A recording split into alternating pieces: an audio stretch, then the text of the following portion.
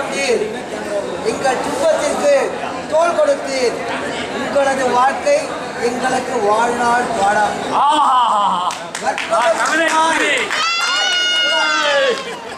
சேகர் பொண்ணு எழுதியிருக்கா. கேட்டதெல்லாம் அளித்து ஆசீர்வாதத்தையும் அள்ளி அள்ளி கொடுத்தீர்கள்.